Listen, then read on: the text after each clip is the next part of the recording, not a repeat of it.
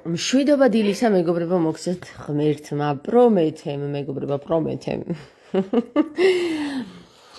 როგორ ხართ დღეს ამ თემით შემოგიერთებით აქ დილით საუზმობდი ახლა ჩემთვის ეს დილა არის საუზმობდი ვსვავდი რძიან მწვანე ყავას რომელიც ჩემმა მეუღლემ მომართვა ძალიან გემრიელ ჩაის აკეთებს ხოლმე ისეთ გემრიელს რომ აი ვერცერთ კაფეში ესეთ ჩაის მწვანე ჩაის რძით უბრალოდ მწვანე ჩაის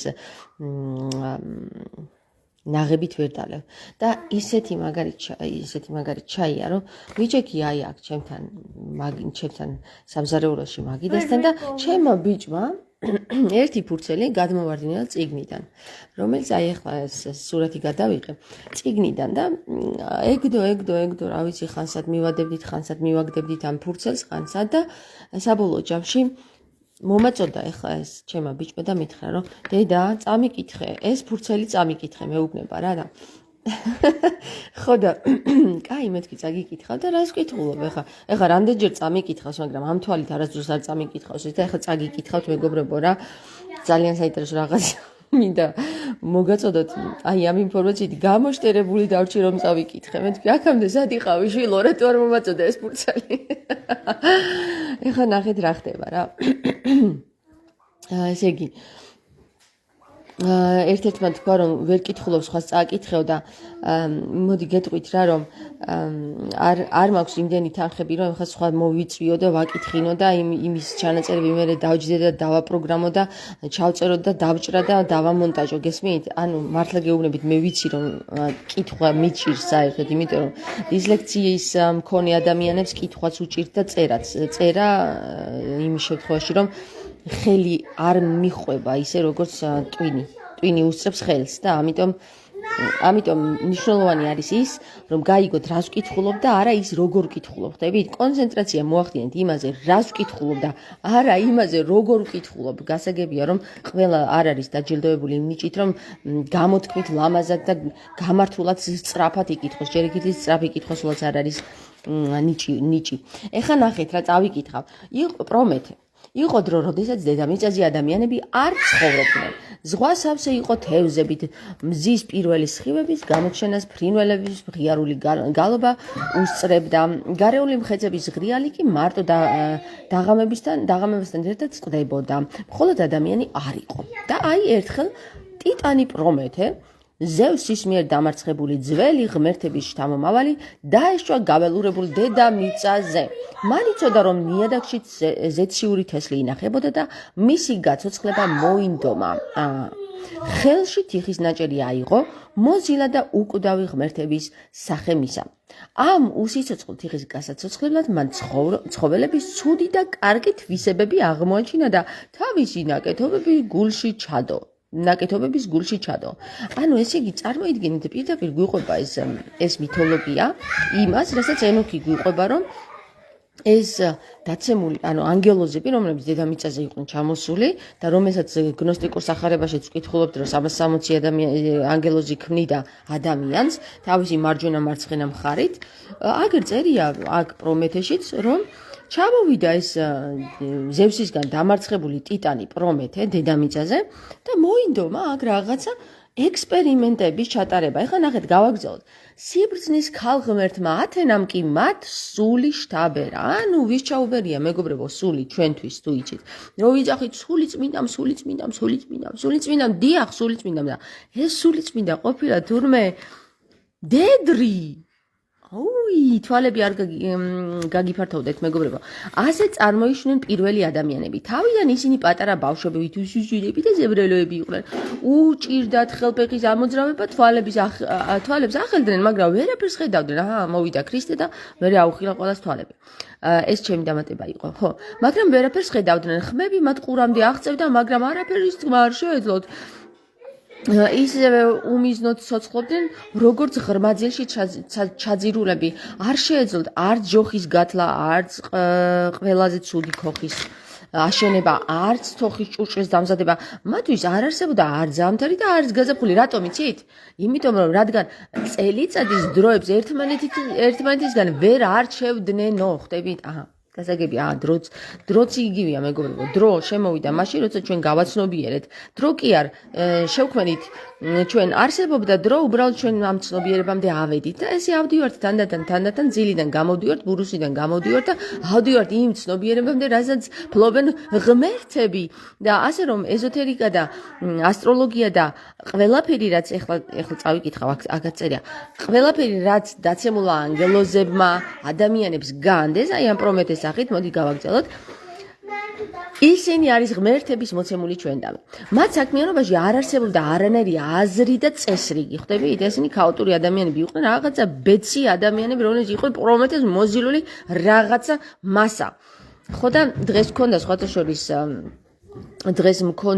ესე იგი დილით გავიღვიძე თუ არა Facebook-ზე დამხვდა ესეთი თუ კითხვა რა მსჯელობა იმ პატარა ბიჭი რო არის საყვარელი ბიჭია თეოლოგიურ საკითხებზე მსჯელობს ხოლმე და თუ ადამიანიო თუ ღმერთმა იცოდა რომ ევა შესწოდავდა რატო არ მოკლაო ღმერთმა ეს მანამდე რატო არ დასაჯაო ევაო რა გოგო ეკითხება ამბისა მე ეს ბიჭი პასუხები ძალიან ზეყვარად ოღონდ ძალიან პატარაა ჯერ და არ იცის ბევრი რამე მაგრამ იმ ეტაპზეც მივა და პასუხობს ესეთ რამეს რომ დაბადების მესამე თავშიო თუ რაღაც ესეთ მოიყვანა რა მუხლი თავი მუხლით რა და ისო მოიცა რა თქვა ღმერთმაო ადამ და ევასო ღმერთმა ადამი და ევა შემოსა ტყავითო და ტყავით რომელი ტყავით შემოსაობა თუ იცით ამასთვის რა იყო საჭირო ხო და ესე იგი ცხოველის მოკლაო ხო და ეს ცხოველი იცი ვინ არისო ქრისტე კრავად იმიტომ მოიხსენებოდა საკალელი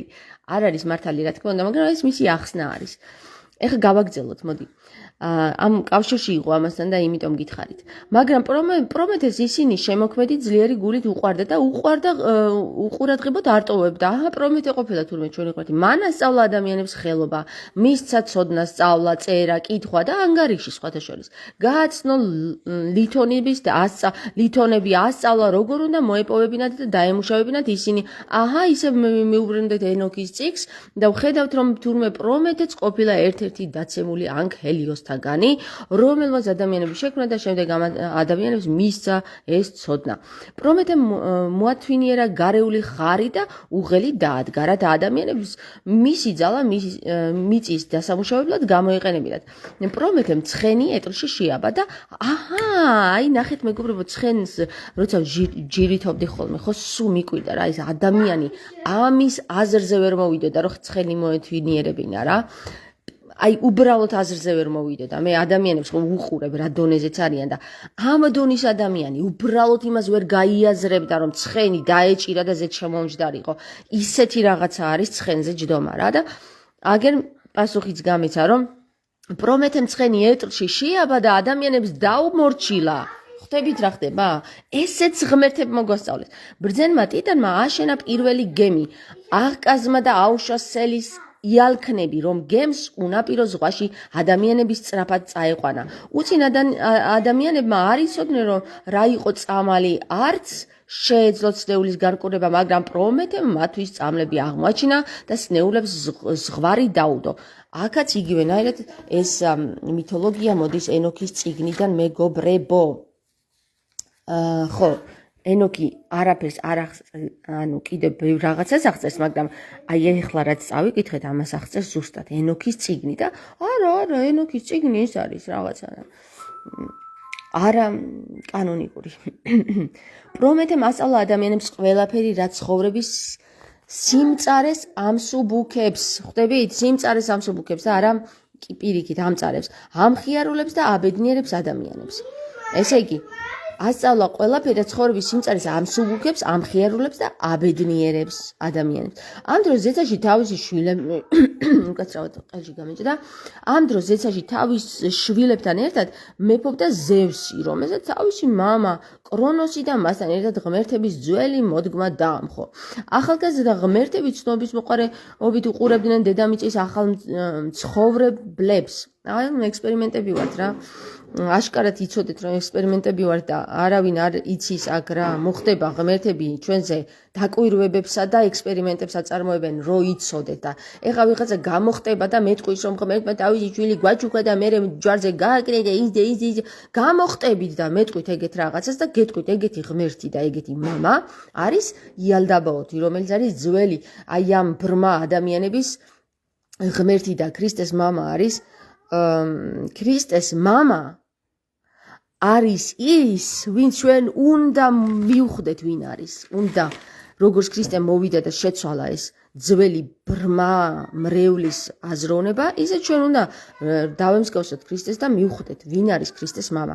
ქრისტეს მამა არ არის ის, ვინც ჯვარს აცავს. ეს არის იალდაბაოთი, იმიტომ რომ ადამიანების მამამ, შემწირველმა, იალდაბაოთმა, უბრალოდ მოყვარულმა იალდაბაოთმა უბრძანა ადამიანებს შემწირეთ მსხვერპლი და ასე შემდეგ და ასე შემდეგ და მოდი გავაგრძელებთ. ახალგაზრდა ღმერთების ცნობის მოყვარეობით უყურებდნენ დედამიწის ახალ მცხოვრებლებს, მფარველობდნენ კიდეც მათ, მაგრამ სამაგიეროდ მათგან თაყვანისცემას მოითხოვდნენ. ბებია თქვენი სამა, ჯერ შევქვენ და ეხლა თაყვანისცემაც უნდა მოითხოვონ. ხო, რომ ვეთაყვანოთ და მსხვერპლები ვწიროთ. ბოლოს ისინი ადამიანების უფლებებისა და მოვალეობების განსაზღვრავადაც შეიკრიბნენ. პრომეთეს შეეშინდა რომ ღმერთები ადამიანებს ძალიან მძიმე მოვალეობებს დააკისრებდნენ და თვითონაც ეწვია კრებას. ანუ პრომეთე ჩვენი შემქმნელი ერთ-ერთ ღმერთთაგანი კრებაზე დაესწრო, ღმერთების კრებაზე დაესწრო და სხვათა შორის ენოქის წიგნში რო წერია უფალთა უფალი და იქ კიდევ იერარქიები არსებობს. მოკლედ უფალთა უფლის უფალი და უფალთა უფლის უფლები რო არსებობენ, უფლებები რომ არსებობენ, აგერ ჩანს რომ პრომეთეც ერთ-ერთ თაგანი რომელიც კავკასიაშია, იმიტომ რომ კავკასიიდან მიჰქონდათ სელის ნაჭერი, ეგ ვიცი ისტორიიდან და სელის ნაჭერი მზადდებოდა საქართველოში და საქართველოში მზადდებოდა ასევე ფოლადის ხმლები და ყველაზე კარგი ხმლები აქ იწვრთნებოდა და სხვათა შორის ერთ-ერთ დაცემულ ანგელოზთაგანი რომელიც საქართველოში რკინის დამუშავებას ასწავლიდა და ლითონის დამუშავებას ასწავლიდა იყო თორელი და თორელებმა მიართვეს თამარ მეფეს თავისი ხელით გაკეთებული გამოჭედილი ხმალი. მეტი რაღა გითხრას ისტორიამ რომ აქ არისო მთელი ცივილიზაციის კერა. ხო, აკვანი. ეხლა წავიდეთ ტიტანს მთელი თავისი სიბრძნე და მოხერხება დასჭირდა რომ ღმერთებისთვის ჭკუით ეჯობნა და ადამიანები მძიმე ვალდებულებებისგან გადაერჩინა.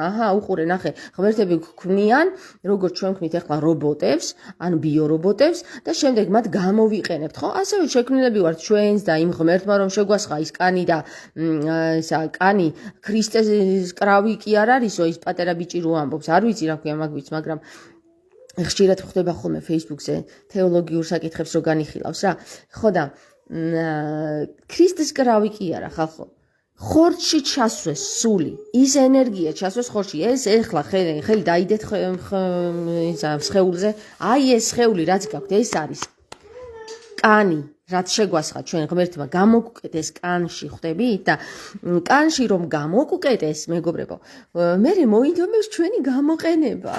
ჩვენ ვართ პრინციპში ენერგია იმ ღმერთებისთვის, ვინც რაღაცა ანუ პრომეთე, რომელიც თავისი ექსპერიმენტებს ატარებს დედამიწაზე და აქვს მაგისი ტრაკი უკაცრავად თავი რომ შექმნას ადამიანი, ანუ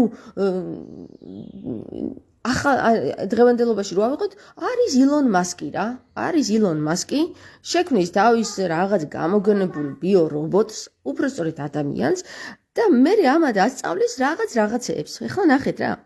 ამ თათბირზე მოიყვანეს ხარი, რომ აღმოეჩინათ ის ნაჭრები, რომლებიც ადამიანებს ღმერთებისათვის უნდა შეეწირათ. პრომეთემ ხარი დაკლა და ორ ნაწილად გაყო. პირველში გროვაში, რომელიც მოცულობით უფრო პატარა იყო, შიგნეული და ყველაზე გემრიელი ნაჭრები დააწყო, ზემოდან კი ტყავი და საჭმელად უვარგისი ნაწლავები დააფარა. მეორე მხარეს კი ძვლები დაახვავა და ზემოდან ქონის დიდი ნაჭრებით ლაბაზეთ მორთო. ზევსმა ეშმაკობა შეამჩნია და ტიტანს უთხრა: შენ არასწორად გაგიყვია ხარი. აზე ხართ რა თამაშები მიმდინარეობს ხალხო. აი, ეს მითოლოგია კი არა, ეს არის ისტორიის ერთი ნაწილი, რომელიც ჩვენ გონებამდე ჯერ ვერ დავა თუ არ გავედით ამ ჩარჩოებიდან, რა, რომელიც ჩარჩოებშიც გაგზარდეს, გამოგვაცხვეს. გესმით და თუ გავალთ ამ ჩარჩოებიდან, იცით რა მაგრა და ნათლად ვხედავთ ყველაფერს, რა ხდებოდა და როგორ შევიქმენით და რა ადამი და ევა და ვინ იყვნენ ეს ადამი და ევა და აი ღმერთს ვთხოვ ღმერთს ვევედრები რომ ისე გაგაგებინოთ როგორც მე გამაგებინა რა აი ისე გაგაგებინოთ ერთ-ერთში აი ერთი არც მეტი არც ნაკლები მეტი თუ გინდა მეტი და ამაზე ნაკლებად არა მაგრამ იმდენი გაგაგებინოთ